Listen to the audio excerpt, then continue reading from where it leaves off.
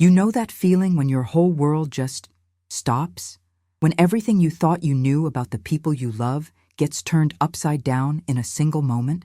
That's exactly what happened to me 3 months ago at what was supposed to be a simple family dinner. And I'm still trying to process it all, honestly. I need to tell you this story because I think some of you might understand what I went through that night. And maybe, just maybe, sharing this will help someone else who's dealing with something similar. My name is Sarah, and I'm a 34-year-old mom living in suburban Chicago.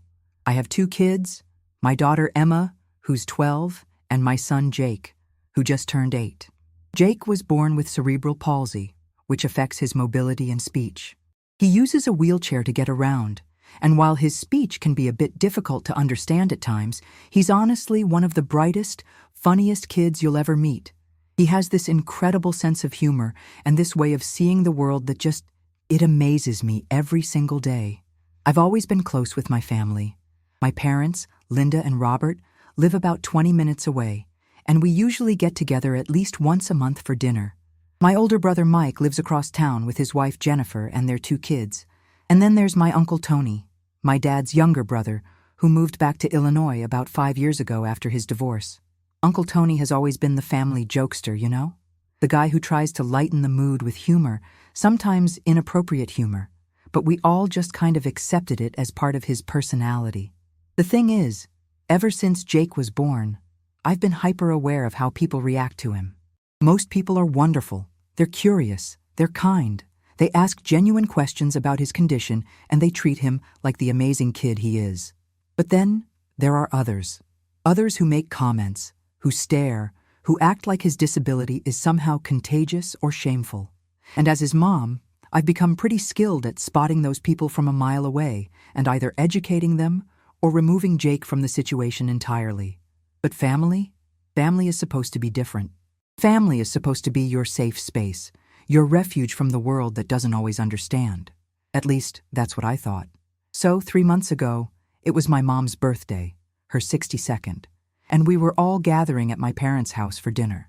Nothing fancy, just the usual crew, me and my husband David with our kids, Mike and Jennifer with their kids, and Uncle Tony. Mom had made her famous pot roast, and the house smelled incredible when we walked in. Jake was in a particularly good mood that day because he'd just gotten a new video game that he'd been saving up for, and he was excited to tell everyone about it. The first part of the evening went normally. We sat around the living room, the adults catching up while the kids played. Jake was telling Uncle Tony about his new game, and Tony seemed genuinely interested, asking questions about the characters and the storyline. I remember feeling so grateful in that moment, watching my uncle engage with Jake so naturally. It made my heart warm to see Jake lighting up as he explained all the details of his game. Dinner was called, and this is where things started to feel different. Our usual seating arrangement had Jake next to me, but the table was set up differently this time.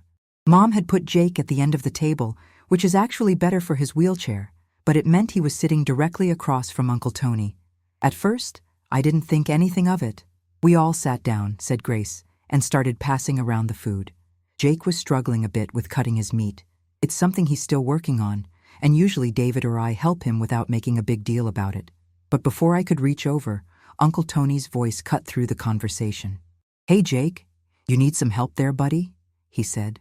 But there was something in his tone that made me look up, something that didn't feel quite right. "I can do it," Jake replied, his words a bit slurred but determined. He's always been independent, always wanting to do things himself, even when it's challenging. "Are you sure about that?" Uncle Tony continued, and now I could definitely hear the edge in his voice. "Because it looks like you're having a pretty tough time there." I felt my stomach start to tighten.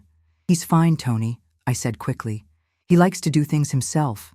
But Tony wasn't done.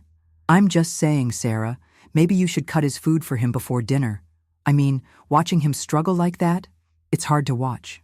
The table got quiet. Not the comfortable quiet of people enjoying their meal, but the uncomfortable quiet of people sensing tension.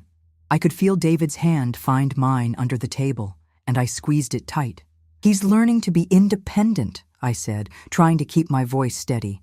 "It's important for his development." "Independent?" Tony laughed, but it wasn't a warm laugh. "Sarah, come on. The kid can barely hold a fork properly." What's he gonna be independent at? I felt like I'd been slapped. The words hit me so hard that for a moment I couldn't breathe.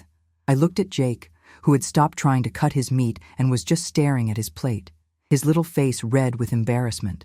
"Tony," my dad said quietly, "that's enough." But Tony was just getting started. "I'm not trying to be mean, I'm just being realistic. I mean, what's the plan here? Are we all just going to pretend that Jake is going to grow up and live a normal life? Are we going to pretend that he's going to get married and have kids and hold down a job?" The room was dead silent now. My mom had stopped eating entirely, her fork frozen halfway to her mouth. Mike and Jennifer were looking at each other with wide eyes. My kids, Emma and Jake, were both staring at Uncle Tony like they couldn't believe what they were hearing.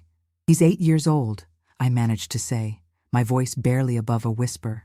"He's 8 years old, and he's brilliant, and he's funny, and he has dreams just like any other kid." "Dreams," Tony scoffed. "Sarah, I love you, I really do, but you're living in a fantasy world if you think this kid is going to amount to anything. I mean, look at him, he can't even talk properly, he can't walk, he can't even feed himself without making a mess." And then, and this is the part that still haunts me, he started laughing. Not just a little chuckle, but a full-on belly laugh, like he'd just told the funniest joke in the world. "I'm sorry," he said between laughs. "I'm sorry, but watching him try to eat is like watching a toddler. It's honestly kind of hilarious." But here's the thing that broke my heart into a million pieces. Other people started laughing too. Not my parents, not David, not me, but Mike, my own brother. Mike started chuckling, and then Jennifer joined in with this nervous laugh, and suddenly half the table was laughing at my son. Jake looked up at me with tears in his eyes and said, "Mommy, why are they laughing at me?" That's when I lost it. Completely lost it. I stood up so fast that my chair fell backward, and I pointed at Tony with a shaking finger. "Get out," I said, my voice barely controlled. "Get out of this house right now." "Sarah, calm down," Tony said, still smiling like this was all some big joke. "I'm just trying to help you see reality. The sooner you accept that Jake is never going to be normal, the better off you'll both be." "Get out!" I screamed. "Get out of this house right now!" The room erupted.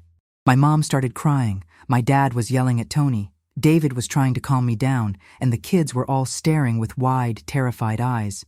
But the worst part? The absolute worst part was that Mike, my own brother, was trying to defend Tony. "Sarah, I think what Tony is trying to say is that maybe you should prepare yourself for the reality of Jake's limitations," Mike said. And I swear I felt my heart physically break in that moment. Limitations? I turned to face my brother, this man who had held Jake when he was born, who had bought him his first wheelchair-accessible toy, who had seemed to love him unconditionally. "You think my son is limited?" "I think," Mike said carefully, "that maybe you're setting yourself up for disappointment by expecting too much from him." I looked around the table at these people who were supposed to be my family, who were supposed to love and protect my children, and I realized I didn't recognize any of them. In that moment, they all looked like strangers to me. "Come on, kids," I said, my voice surprisingly steady now. "We're leaving." "Sarah, please," my mom said through her tears. "Please don't leave like this." But I was already helping Jake out of his chair, and David was gathering our things. Emma was crying now too, confused and scared by all the yelling and tension. "Mommy," Jake said as I lifted him into his wheelchair, "did I do something wrong?"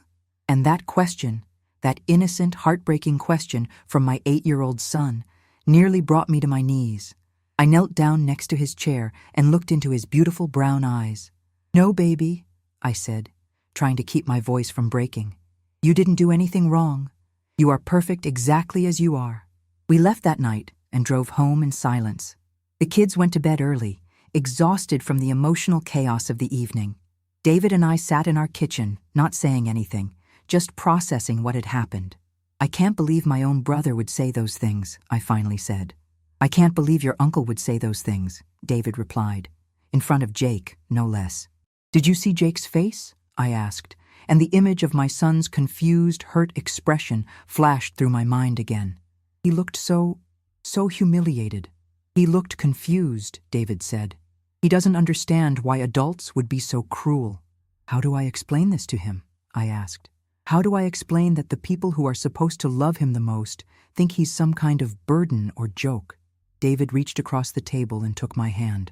We don't have to explain anything to him right now. We just have to love him and support him and keep being the parents we've always been. But it wasn't that simple. Over the next few days, Jake kept asking questions. He wanted to know why Uncle Tony had laughed at him. He wanted to know if he was funny looking. He wanted to know if he was a burden to our family. And each question felt like a knife in my heart. "Am I broken, Mommy?" he asked me one night as I was tucking him into bed. "Oh, sweetheart," I said, sitting down on the edge of his bed. "You are not broken. You are different, and different is beautiful." "But Uncle Tony said I can't do things normal kids can do." "Jake, look at me." I waited until he made eye contact. "You can do anything you set your mind to. Maybe you'll do things differently than other kids, but that doesn't make you less capable or less important." But what if he's right? What if I can't get married or have a job or have kids? The fact that my 8-year-old was asking these questions, that he was already worried about his future because of what his uncle had said, made me angrier than I'd ever been in my life. "Jake," I said, choosing my words carefully, "there are people with cerebral palsy who are doctors and lawyers and teachers and artists. There are people with cerebral palsy who are married and have families. There are people with cerebral palsy who have changed the world. Your disability doesn't define what you can or can't do." "Really?" he asked, and I could hear the hope in his voice. "Really," I said firmly. "And anyone who tells you different doesn't know what they're talking about." A few days later, my mom called. I let it go to voicemail at first, but then I listened to the message. "Sarah, honey, please call me back. I'm so sorry about what happened at dinner. I'm so sorry we didn't stand up for Jake sooner. I'm so sorry you had to experience that. Please, just call me back so we can talk." I did call her back, eventually, and the conversation was complicated. "I don't know what got into Tony," she said. "I've never seen him like that before. Mom, it doesn't matter what got into him. What matters is that he said those things about Jake, and half the family laughed along with him. Your father and I didn't laugh," she said defensively. "But you didn't stop him either. Not until it was too late." There was a long pause. "You're right," she said finally. "We should have stopped him immediately. We should have defended Jake from the very first comment." "He's your grandson," I said, and I could hear my voice breaking. "He's your grandson, and you let someone mock him at your dinner table." "I know," she whispered. "I know, and I'm so sorry. I'm so sorry." "Sorry isn't enough, Mom. Jake heard everything. He's been asking me all week if he's broken, if he's a burden, if he's funny looking. Do you have any idea what that's doing to him?" My mom was crying now.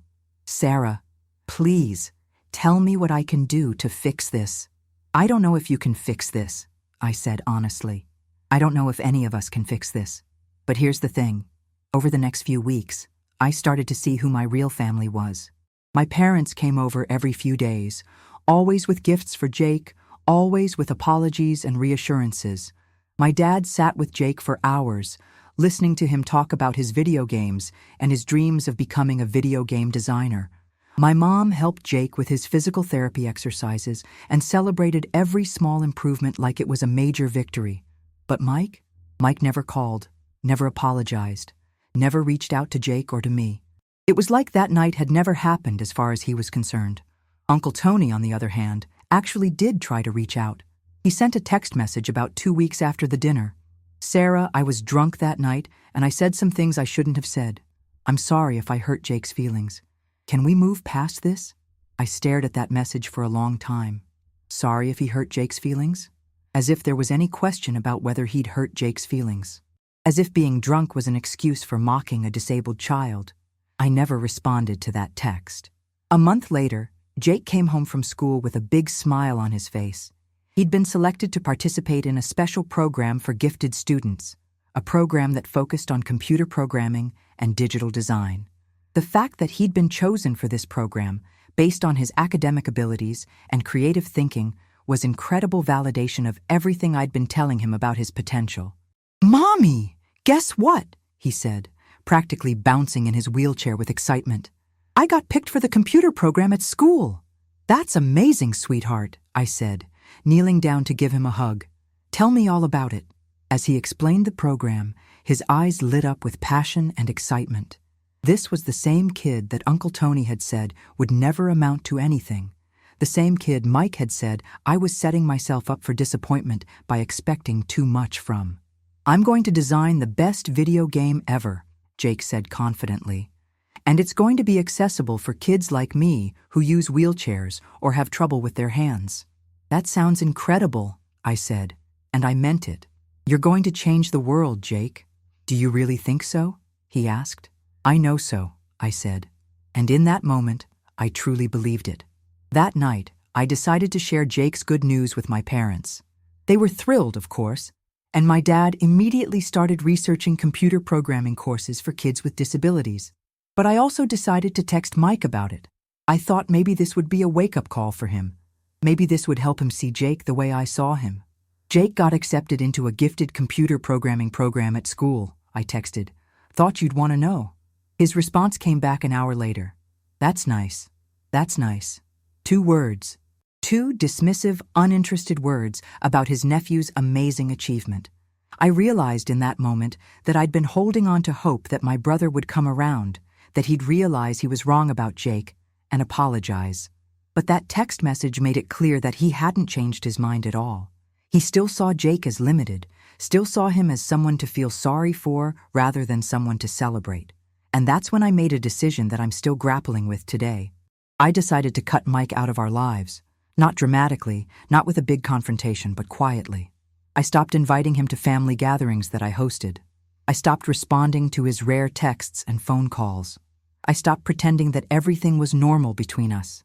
Some people might say that's extreme. Some people might say that I should forgive and forget, that family is family no matter what. But here's the thing. When someone attacks your child, when someone tries to limit your child's dreams and potential, when someone makes your child question their own worth, that person stops being family in any meaningful sense. I had to protect Jake. I had to protect his self-esteem, his confidence, his belief in himself. And I couldn't do that while maintaining a relationship with people who fundamentally didn't believe in him. The holidays were different that year. Instead of the big family gatherings we'd always had, we had smaller, more intimate celebrations. My parents came over for Christmas morning, and they brought Jake the most amazing adaptive computer setup they'd found online. They'd clearly done their research, and they'd spent a fortune on equipment that would help Jake with his programming dreams. "This is for me?" Jake asked, staring at the setup with wide eyes. "This is for you," my dad said, and I could see how proud he was to be supporting Jake's interests. "We think you're going to do amazing things with this." And Jake did do amazing things with it. Within a few months, he'd created his first simple game, a little adventure story about a character in a wheelchair who goes on quests and saves the day. It was basic, sure, but it was creative and fun and uniquely his. More importantly, it was proof that Uncle Tony and Mike had been completely wrong about him. I posted a video of Jake demonstrating his game on social media, and the response was incredible. Friends and family members, the ones who mattered, commented with encouragement and praise. Teachers from Jake's school shared it with their networks. Other parents of kids with disabilities reached out to tell me how inspiring Jake's story was. But you know what? Mike didn't comment. Mike didn't react at all, and that silence spoke volumes. A few months later, Jake's school invited him to present his game at a district-wide technology showcase. He was the youngest presenter and the only one with a disability, but he was also one of the most confident and articulate speakers there. He explained his game, talked about why he'd chosen to make the main character someone who used a wheelchair, and discussed his plans for making gaming more accessible for kids with disabilities. The audience was captivated. Parents and teachers and administrators were asking questions and offering suggestions and telling Jake how impressed they were with his work. At the end of his presentation, he got a standing ovation. I was so proud I could barely contain myself. This was my son, my supposedly limited son, inspiring a room full of adults with his creativity and passion and intelligence. After the presentation, a local news reporter approached us. They wanted to do a story about Jake and his game, about how he was using his own experiences to make gaming more inclusive. The story aired a week later, and suddenly, Jake had a whole new audience of supporters and fans. The story was shared online, and it got picked up by a national disability advocacy organization. They invited Jake to speak at their annual conference about the importance of representation in media and gaming. An 8-year-old kid speaking at a national conference about issues he cared about. I thought about Uncle Tony and Mike as I watched Jake practice his speech. I thought about how they'd laughed at him that night at dinner, how they'd dismissed his potential, how they'd made him question his own worth, and I felt sad for them. Sad that they were missing out on knowing this incredible kid. Sad that their prejudices and limitations were preventing them from seeing the amazing person Jake was becoming. But I also felt grateful. Grateful that Jake had other family members who believed in him. Grateful that he had teachers and friends who saw his potential. Grateful that he had parents who would fight for him and support him and never let anyone make him feel less than. The national conference was incredible. Jake spoke for 10 minutes about his game and his dreams, and he received another standing ovation. Afterward, adults came up to him, people with disabilities, parents of kids with disabilities, advocates and educators, and they told him how much his story meant to them. "You're going to change the world," one woman told him, and I saw Jake's face light up with pride and determination. "I know," he said confidently. "I'm going to make sure kids like me can see themselves in video games." On the flight home, Jake was quiet for a while, looking out the window at the clouds below us. "Mommy," he said eventually, "do you think Uncle Tony and Uncle Mike saw me on the news?" I paused, not sure how to answer that question. "I don't know, sweetheart. Maybe they did. If they did, do you think they know they were wrong about me?"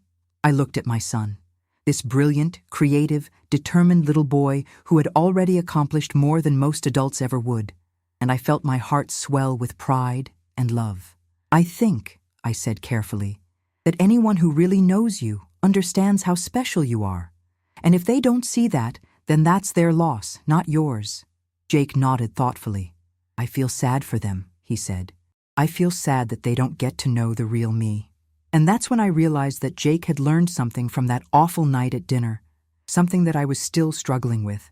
He'd learned that some people would underestimate him, that some people would judge him based on his disability rather than his character. But he'd also learned that their opinions didn't define his worth or limit his potential. He'd learned to feel sorry for people who couldn't see past his wheelchair to the amazing person he was. And in learning that, he'd developed a kind of strength and resilience that I never could have taught him. It's been 3 months since that dinner, and our family looks different now. We're smaller, but we're stronger. We're more intentional about who we spend time with, more protective of Jake's emotional well-being, more aware of how powerful words can be. Jake is thriving. He's working on his second game now, and he's been accepted into an advanced programming camp for this summer. He's made friends with other kids who share his interests, and he's become a confident self-advocate who speaks up when he needs help or accommodations. Most importantly, he knows his worth.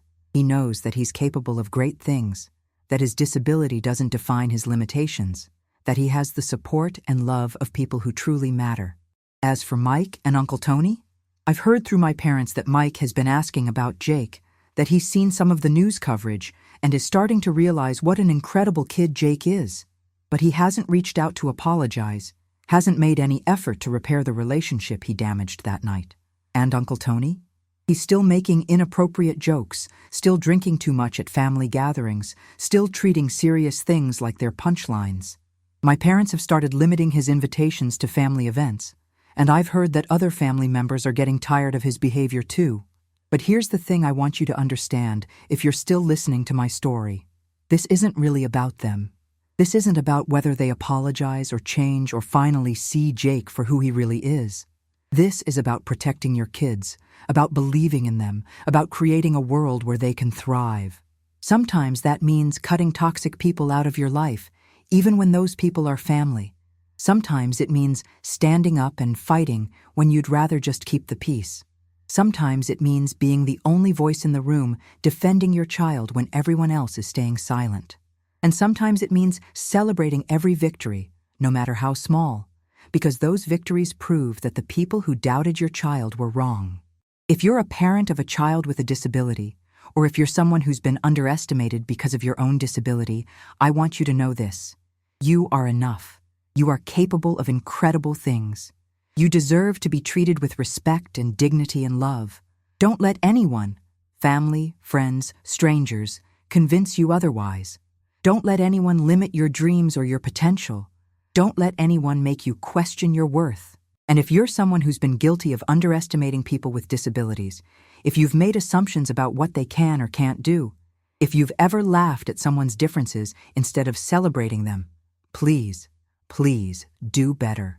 Please take the time to really see people, to understand that disability doesn't mean inability, to recognize that everyone deserves to be treated with dignity and respect. Because here's what I've learned over these past few months. The people who tried to limit Jake, who tried to convince me that I was setting myself up for disappointment by believing in him, they were the ones who were limited.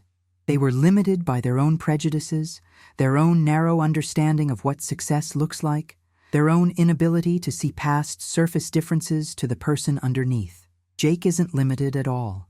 He's just getting started. And if you've made it this far in my story, if you've listened to everything I've shared, I want to ask you something. Have you ever had to cut family out of your life to protect your child? Have you ever had to choose between keeping the peace and standing up for what's right? Have you ever had someone underestimate your child or your own abilities because of a disability?